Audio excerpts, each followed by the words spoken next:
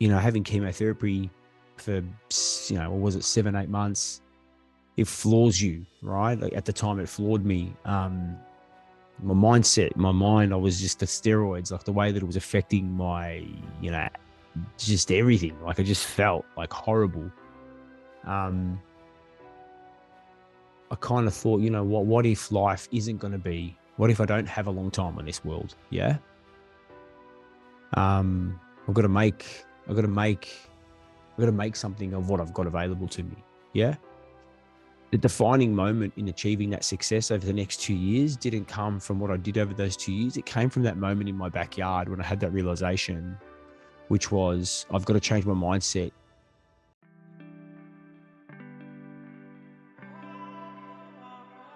So Luigi Prestinenzi is an Australian-Italian AC Milan fan who is the co-founder of Growth Forum, which is a community for B2B sales and marketing people. And he's also in a similar profession to me in that he runs a sales training business. Today, we're going to be talking about a few different topics. A lot of psychology topics around mindset. How can we identify the things we can control and not focus on the things we can't control? Whatever you do in your career, wherever you're at in your life, there's going to be some very interesting tips that you can apply straight away. So sure, you're going to learn a lot from Luigi.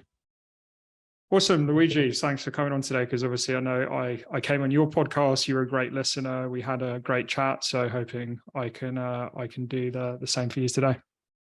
Mate, thanks for asking me to be part of your podcast.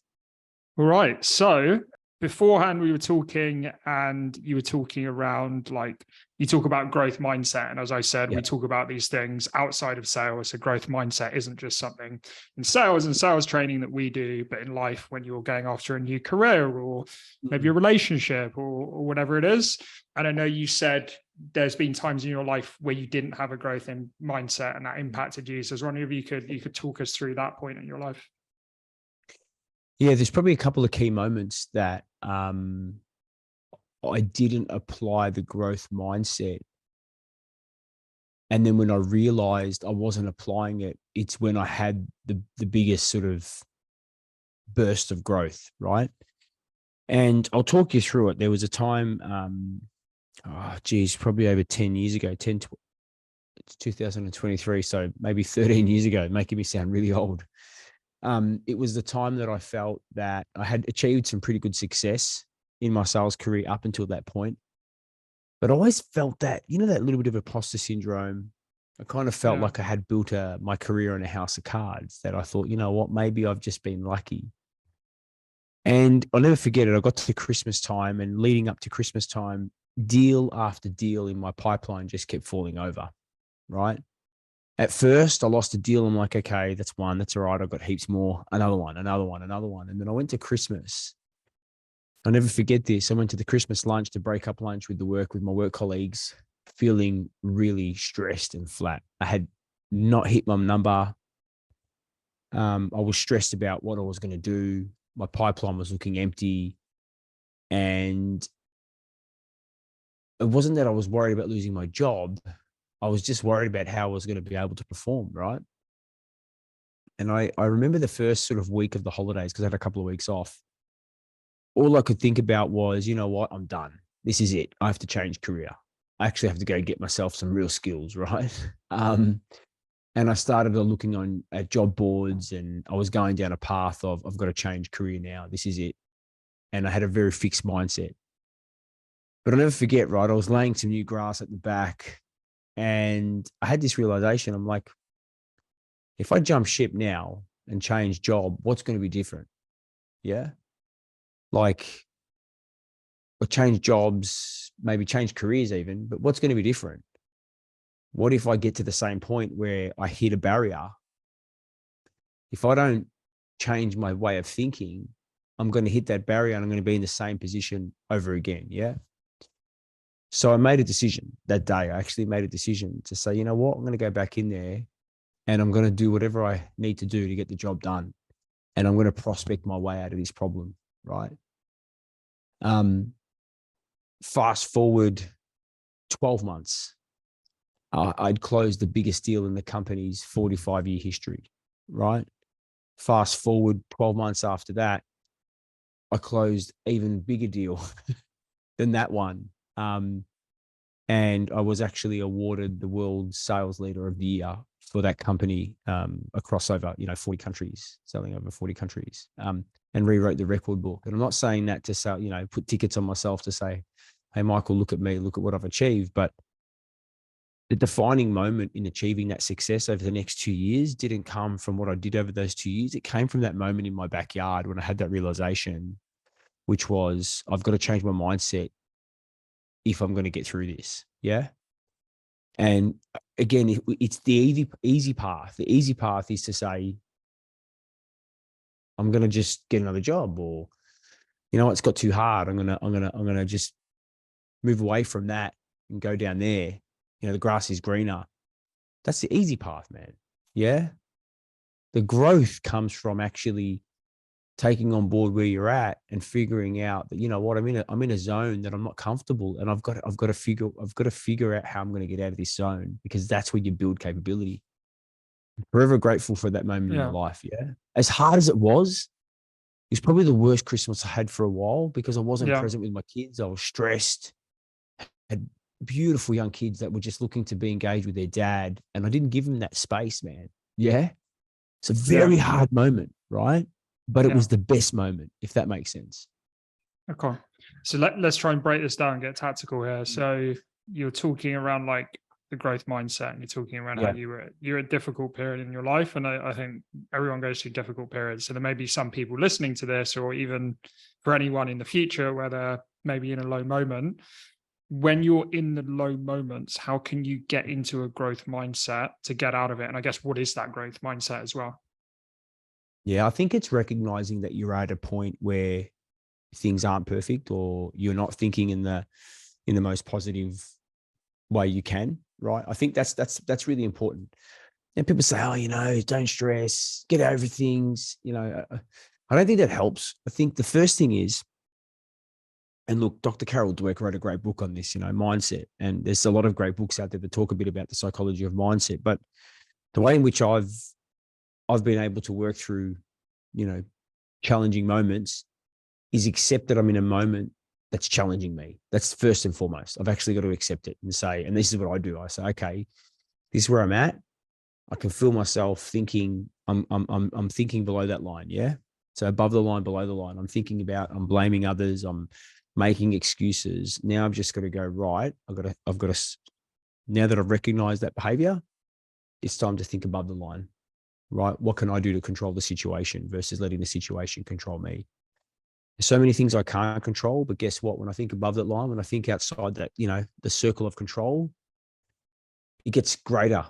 It just gets massive, because when I start to think about what are the things that I can control, all of a sudden that anxiety sort of starts to, move down. That anxiety is not taking control. Yeah. Because I'm feeling like I'm in more control, because I'm starting to think about the actions that I can take, the things that I can control, that I can be held accountable for, versus all the things that I can't control. Yeah.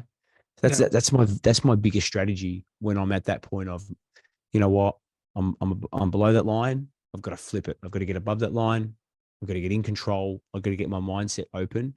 I can only do that when I'm thinking about what I can control versus what I can't control. And how do you go about identifying what you can control and what you can't control? Because I think sometimes when you're in that situation, I'm thinking about this myself Yeah. when I've been in low moments, and I'm sure anyone can relate to this, is like, you're not looking at things from an objective point of view. Like, you're not, if you ask your friend for advice, they would look at it from an objective point of view, but you yourself can't do that. So how can you go about looking at it from, and I like what you said around like identifying the things you can control and the things you can't control. And you maybe look at things like Alcoholics Anonymous, or a lot of addiction is about that, right? It's like, what are the small things that I can control in this moment? But sometimes it's not easy to identify those things. So how do you go about that process? Yeah, that's a great question, mate. I literally draw a circle.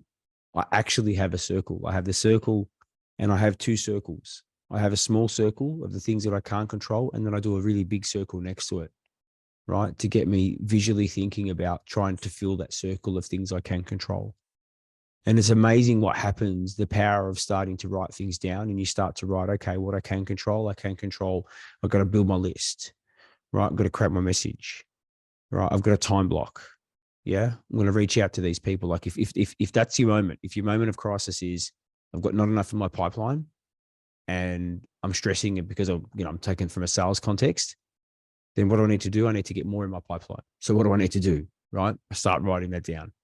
And all of a sudden I'm like, okay. And then I go, okay, well, what are the metrics? Start writing down. If I can get this conversion, mate, in 2 weeks' time, my pipe's going to start to look a bit better.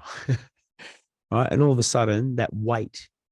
The other thing to do is also have an accountability buddy, have somebody that you can trust to talk to that can actually tell you, give you some input on what you don't want to hear sometimes. And I'll give you a great example. And I'm so proud of him, Michael. My son, who's 16 years old, is training hard. He wants to be a professional footballer, right? Wants to play the round ball. He loves it. And he's training, 5-6 times a week, playing a couple of games in 18s and 21s. In the last couple of weeks, his mindset's dipped and his performance is also dipped a little bit.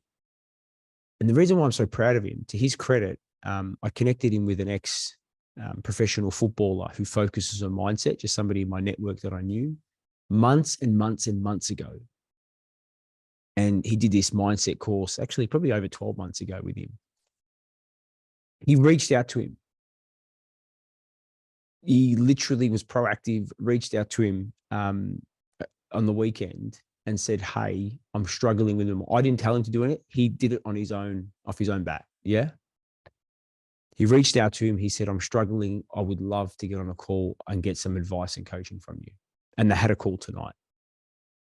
They've spoken about it and Shannon's putting the plan in place for him. He's going to give him a bit of a routine roadmap to help him. Right. I'm proud because that's maturity kicking through. Yeah. And he's recognized that something's not going right. I can be proactive and try to fix it, or I can be reactive and just let it take control. Right. And he's 16. Yeah. Yeah. That's why I'm so proud of him, man. And I got a text from Shannon. He was like, if I read, I got it tonight. And he said to me, good on him, getting in touch and telling me what he's struggling with. He's matured a lot since I first spoke to him. Yeah. For me, that's success, Michael. For sure. Like that's success, man. It's not the outcome. It's the fact that he's recognized a moment of crisis and he's putting in a corrective action plan. Like he's made a decision that I can control that. I'm going to reach out to someone. I'm going to try to put in place a plan. Yeah. So is that recognizing the issue and then taking action on it, right? Whereas, absolutely. And for anyone listening that's not into football, apologize for the references here, but we were talking earlier about football, right? And I'm thinking about like Timo Werner when he was at Chelsea, and he's been like very good at his other clubs. He just got in a rut where he couldn't score. And it wasn't like some other players where he then got dropped. They continued to play him, but he couldn't score.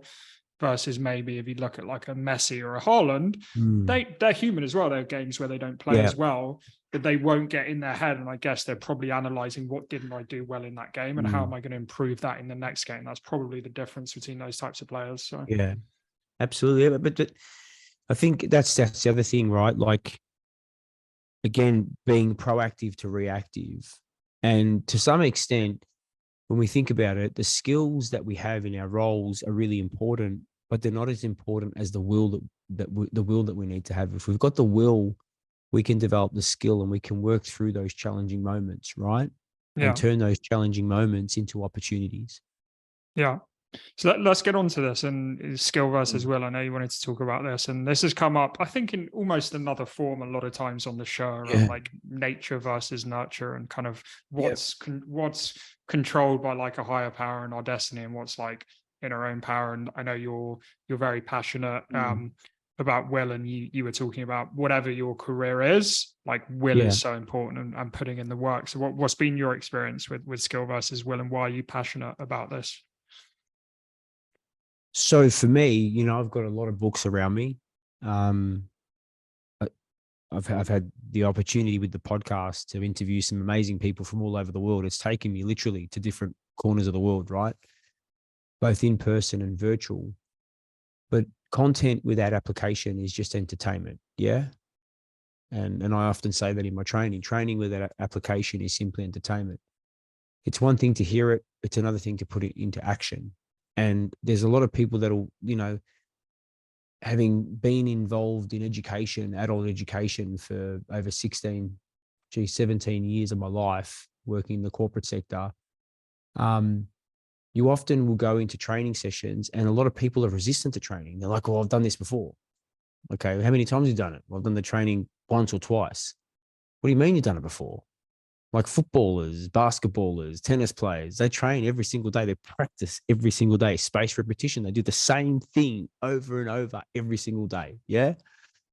But because you've done this type of training once before, it means you're not going to get any benefit from it. For me, that's a fixed mindset. Yeah. For me, they haven't got the will. And they're the ones that are at risk of being made redundant from the AI tools of this world, right? Like people talk about the changing nature of sales. For me, you don't ever have to be concerned about any of these tools or technologies that come into our world if you're embracing it and you're building your skill every single day. Yeah. For me, that's the difference. Like I believe that, and this has been my mantra for a long time. I would love to have the apprentice mentality, right? Because if I've got the apprentice mentality, then every day I'm absorbing new information and I'm able to continue to grow and build my capability, right? And I never want to get to, and I've said this many times, and I've done it. I was in a job where I was closing seriously big deals that used to take long time to close. I was closing them fast with ease, and I quit my job. You know why? Because I lost the passion and I didn't feel like I was learning anything, right? And I didn't want to get to that point. People say that's mastery. Like at 30 odd years old, why would I want to be in a mastery role? I wanted to keep challenging and building my skill set and putting myself into uncomfortable zones so that I can grow, right? And I think that's the key difference. It's one thing having access to content. And again, like we are not short of content today, Michael. Like I know when I first started my career, okay, there were books. I've got CDs that I used to listen to in the car. But now we have YouTube, we have podcasts, we have free learning courses. Like there's an abundance of content available to help us get better at what we do. Yeah. But not everybody takes advantage of it. And those that do listen to the content don't actually put it into action. Yeah. Yeah.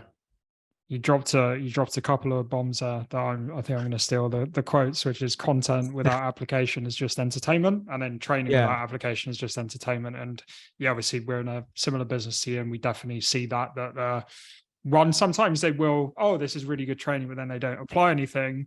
Or there's the ones that are resistant. I've done this before, but like you said, it's not like Messi, because he's the best player in the world, doesn't turn up for PSG to do like training coaching, right? That's right. They do it every day. And it's funny, because I've again, I'm like you, I've had the pleasure of training thousands of salespeople across the world now, right? And it's interesting. There is a common characteristic shared by high performers. I've trained high performers at Salesforce, at HubSpot, at DocuSign, all the big brands, IBM. There's one gentleman that stands out for me. In his 50s, he was one of the top performers selling IBM My applications from Canada.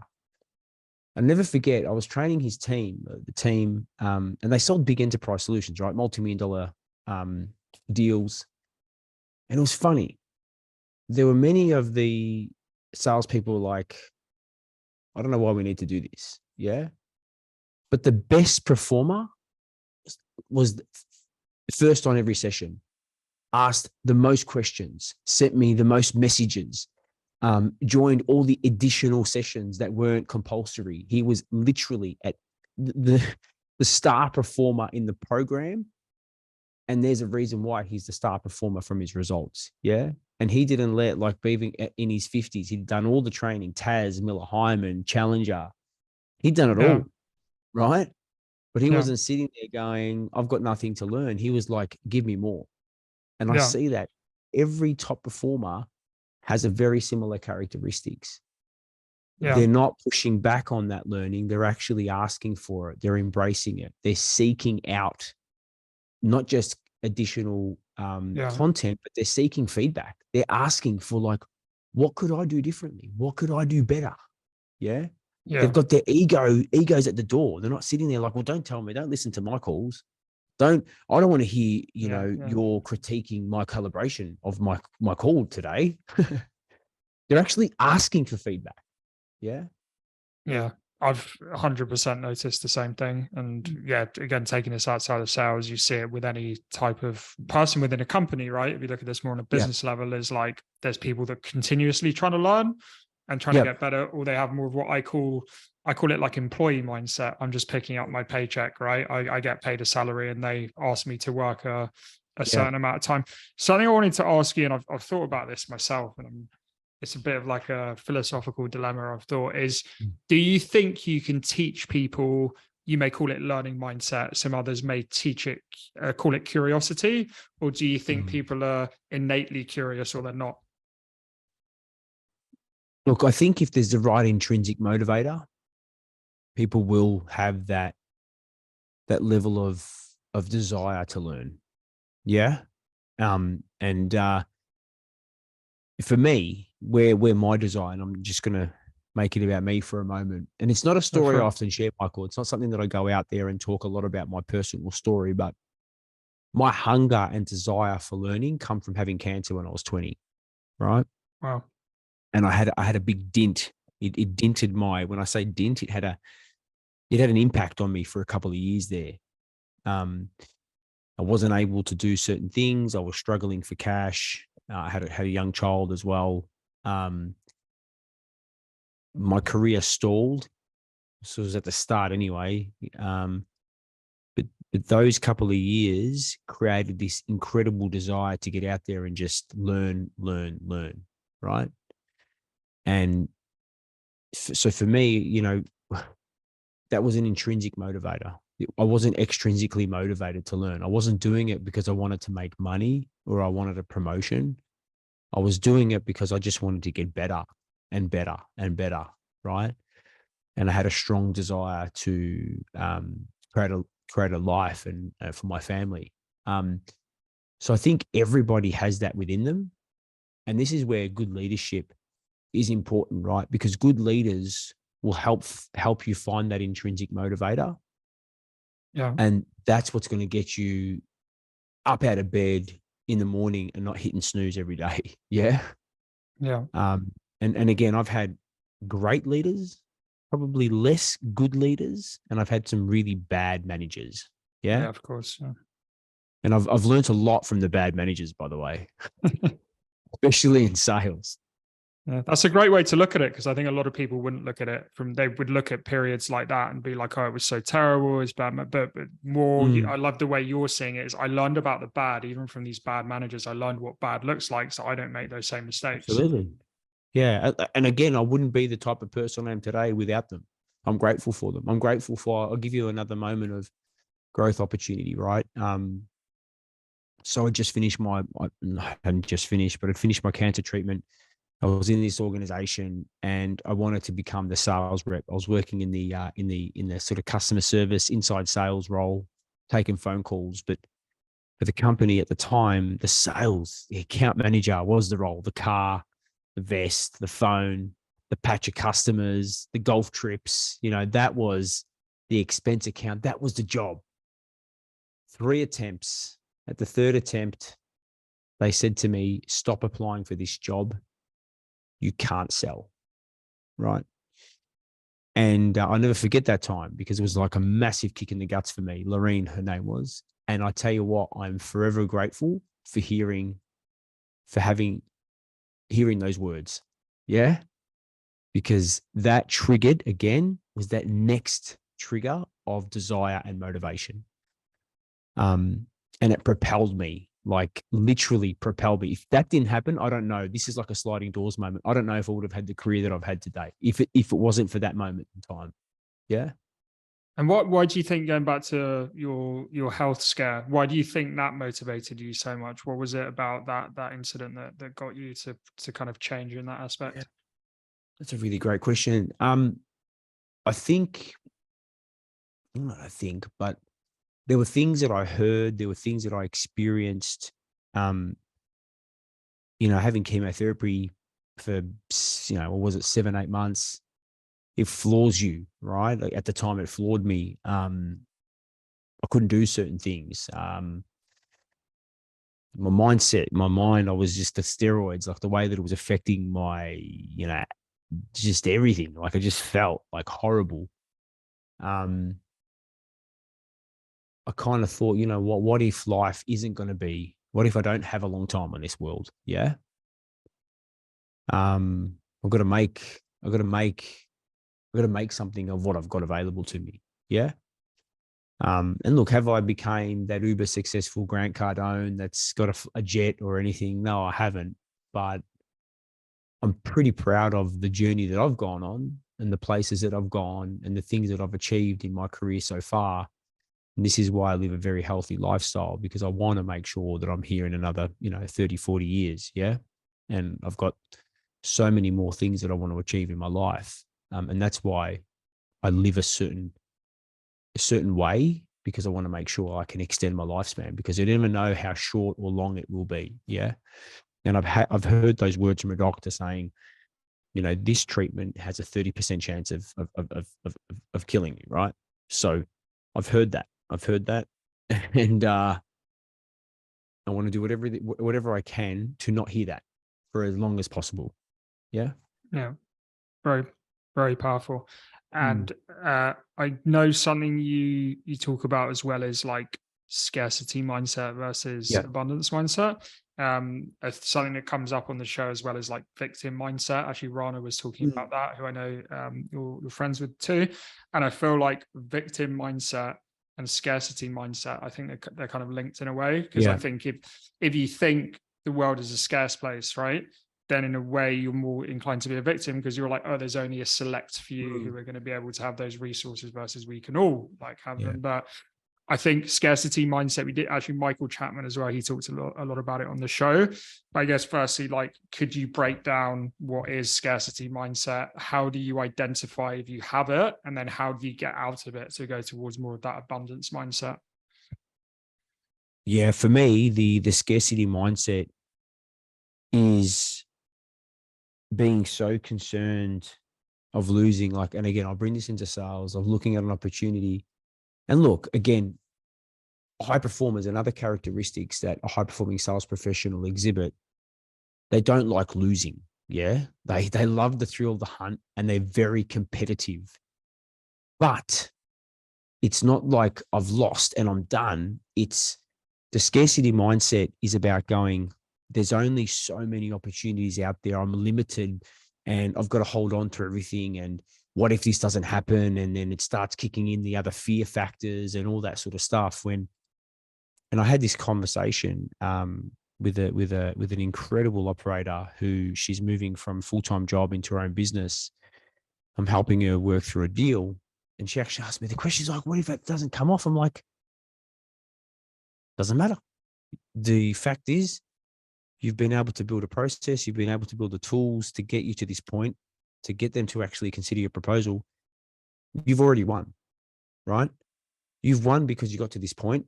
And the reality is, especially with COVID, what COVID's done for us is expanded our geography from a selling perspective.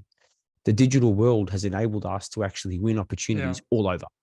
Yeah. So in fact, and again, that's a scarcity. If you've got the scarcity mindset, you're worried about your patch and those couple of opportunities, and you're worried about, I'm on LinkedIn, I'm seeing Michael, oh, he's doing work with, I don't know, PayPal, and that's a company that I wanted to work with. I'm going to miss out on that. Mate, there is literally millions of customers out there, right? That's Yeah. the difference. It's about saying to yourself, I have literally, there is a world of abundance out there. And the more I can be open to it, the more the opportunities will just literally show up in front of me. Yeah. Yeah. So that's for me, that's critical. And that's been something I've lived by for a long time. And do I get upset when I lose a deal? I get upset, but you know what? It doesn't stop me, because I know that it's okay. If I lose one fintech business, friggin' 500 more, right? Yeah. There's SaaS companies popping up all over. Like, there's real estate companies, there's finance businesses. Like, we've got billions of dollars of GDP, trillions of dollars of GDP all over the world.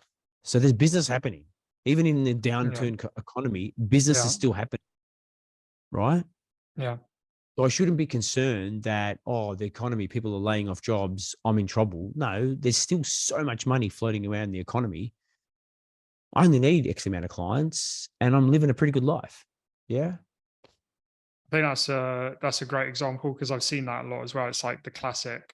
There's a recession, right? And because there's a recession, no one is buying anything, right? Even though I walk out on the streets of London and there's a load of people around all like buying ice cream and in the pub buying pints and all this Yeah. stuff, right? And the offices are busy. So yeah, I've definitely seen that as well. And I yeah, no, I'm sure you've heard it as well. A lot of people make the comparison between like sales and dating or like business Yeah. and dating. But I think the scarcity versus abundance mindset also, if you think of it from a dating perspective, it's also like people get into that. And I've been like this before in like failed relationships. And you're like, oh, maybe it's not for me. Maybe I'm never going to find the one versus thinking, hey, there's like, 7 Yeah. billion humans on earth, right? So I think I just thought about that analogy as well.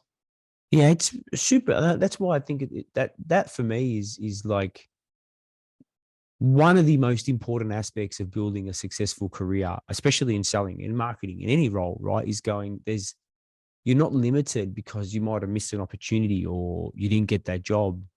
There's thousands of others. And we just always got to ask ourselves the question, like, the economy is going to keep going. If it's peaking or if it's at a low point, there's still business, there's still people employing, there's still jobs out there. What it should do for us is go, okay, well, how do I take this as an opportunity to grow my capability so that I can be even more attractive in a declining market? Yeah. And that's a mindset. That's a way that we need to think about it. And Og Mandino, there's a great book by Og Mandino called The Greatest Salesman in the World. And he talks about that. He talks about that mindset, right? He talks about that he's got that lion mentality, yeah. That I mean, it's a small book. If you ever get the chance, if you haven't read it, you'll love it. It's an old book, right? But he talks about that. He talks about the fact that he's going to be in control. He's going to go out there. He's going to make it happen. Yeah. Yeah. I wanted to come on to something as well that I know you're passionate about. I know we talked a lot around like psychology and mindset Yep. today. It's going to get a little bit more like woo spiritual here, but I know you're into like the power of belief, right? Yeah. Why do you think belief and like faith in, I guess we're talking about sales here, but even Mm. a job, you believe in the product, you believe you're going to get it right, or a relationship, or like anything in life. Why do you think belief is so important? Someone once said to me, we all need something to believe in, someone to believe in, and someone to believe in us, right? And that's always resonated with me. It's always, and I think the first thing, again, I'm going to bring this to a sales perspective.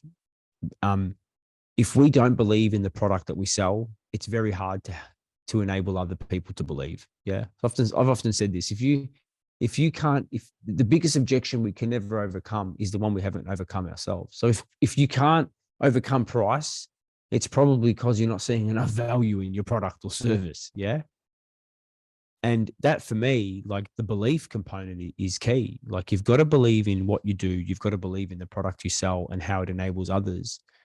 But you've also got to have that sense of belief that you can accomplish what you've set your mind, like what you've actually set out to accomplish. Yeah.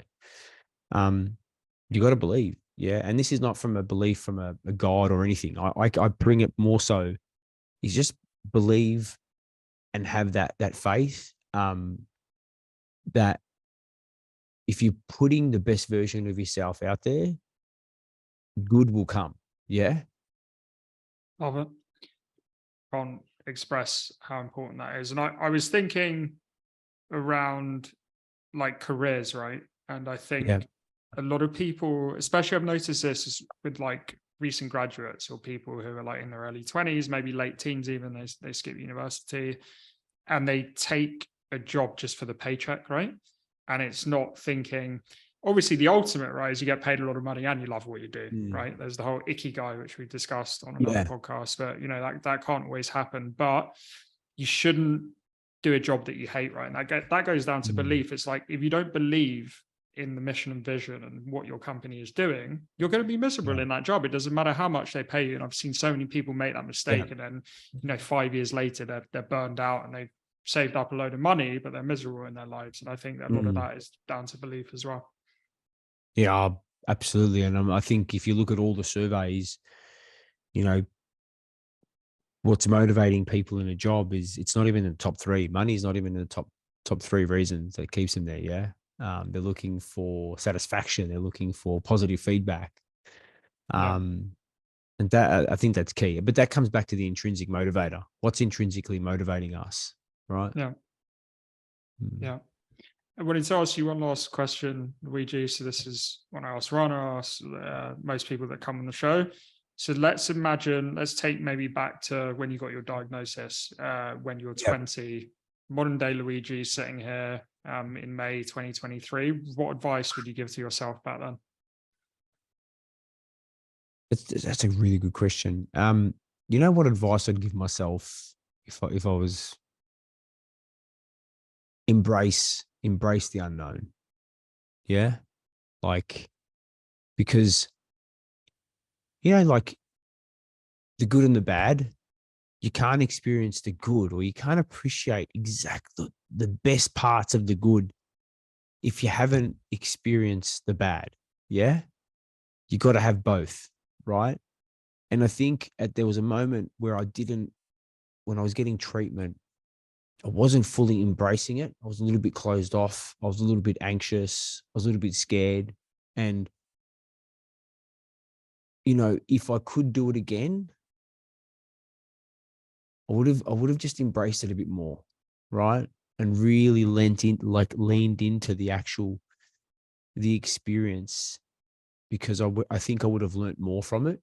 But that was more fear that I had at the time. There was a lot of unknown. Like, this is over 20 years ago, man. Like, just hearing cancer is like a scary thing. Yeah.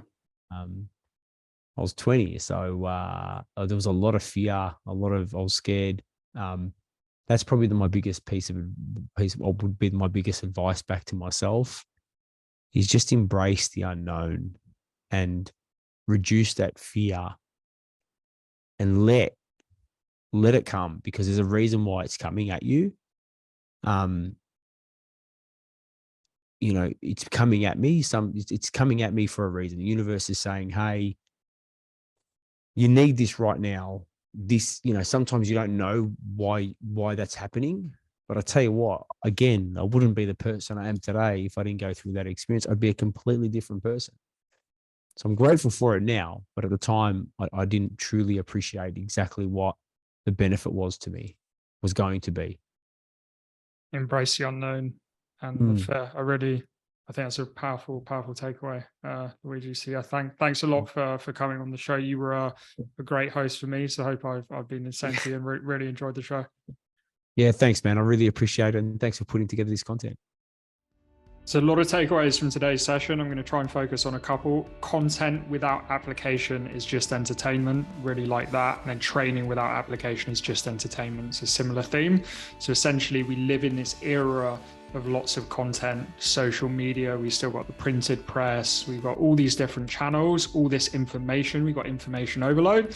But sometimes take a step back and don't just be a consumer and say, okay, based on the content that I've consumed, how can I apply this in my daily life? Even if you're listening to this podcast, don't just listen to this podcast. Think about the takeaways and how you can take action in your life afterwards. The second thing was around embracing the unknown. I really like that. And the third thing was around focus on what you can control and not what you can't control. And I like what Luigi said around make a diagram for it, right? Write down in a circle the things you can control and the things you can't control, because it will help you identify them. If you like the show, you think it could be helpful for anyone else, please share it with them, WhatsApp, email, whatever floats your boat. Please subscribe to us on your favorite podcast platform and on YouTube. And I look forward to having a chat with you next week and our guests as well. Cheers.